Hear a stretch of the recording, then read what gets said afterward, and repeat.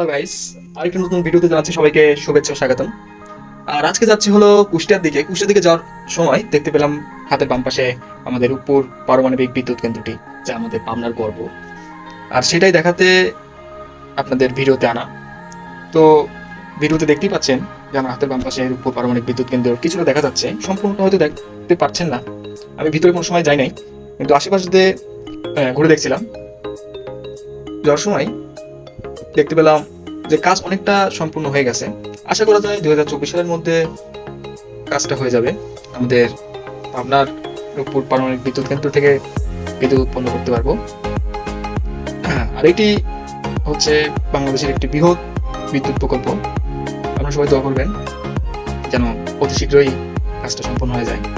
লাস্টের ঈদে আমি আমার ফ্রেন্ডদের নিয়ে এসেছিলাম এই রূপপুর পারমাণবিক বিদ্যুৎ কেন্দ্র দেখতে। তখনও অনেক এনজয় করছি। আসলে কি, ঈশ্বরদীর রূপপুর পারমাণবিক বিদ্যুৎ কেন্দ্র একটা অন্যরকম ভালো লাগা কাজ করে। এটা সত্যি আমার প্রত্যেকবারই ভালো লাগে জায়গাটা। কথা বলতে বলতে চলে এসেছি সেই কাঙ্ক্ষিত লালনসা সেতু টোল কেন্দ্রে। টোলটা দেওয়া হয়ে গেলে লালনসা সেতু উঠতে পারবো। অনেক দিন পরে লালনসা সেতু যাব।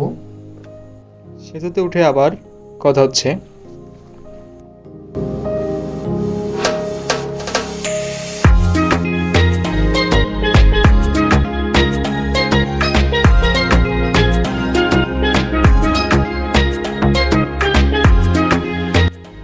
অবশেষে সেতুতে উঠে পড়লাম। সেতুতে উঠতে গেলেই প্রথমে যে দিকটা আমরা লক্ষ্য করব সেটা হচ্ছে আমাদের হাতের ডান পাশে কিন্তু হারিং ব্রিজ, আর আমরা যেটাতে যাচ্ছি সেটা লালনসা সেতু। আর আমাদের বাম পাশে ভিউটা দেখতে পারবো রূপপুর পারমাণবিক বিদ্যুৎ কেন্দ্রের একটা অসাধারণ ভিউ। আর এখন তো বর্ষাকাল, জানেনি, অফুরন্ত জল নিচ দিয়ে। আর হারিং ব্রিজের দৃশ্যটা কিন্তু এক কথায় মনোমুগ্ধকর, অসাধারণ লাগতেছে।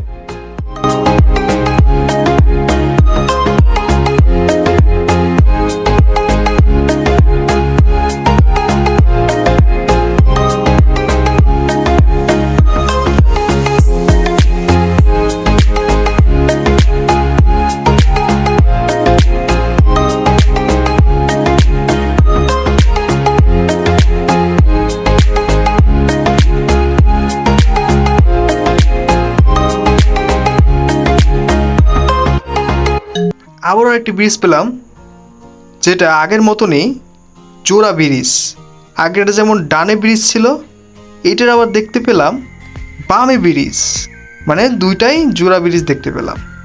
দুইটাই অনেক ভালো লাগছে ব্রিজ আমার, কিন্তু এই ব্রিজটা একটু ছোট, লালনসা সেতু অনেক বড়, কিন্তু এই ব্রিজটার নামটা ঠিক আমার জানা নাই। যাই হোক, সামনের দিকে দেখতে থাকি।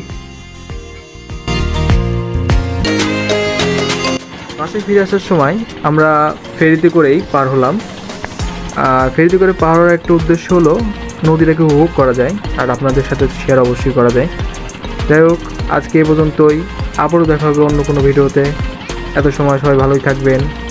সবাইকে বিদায়।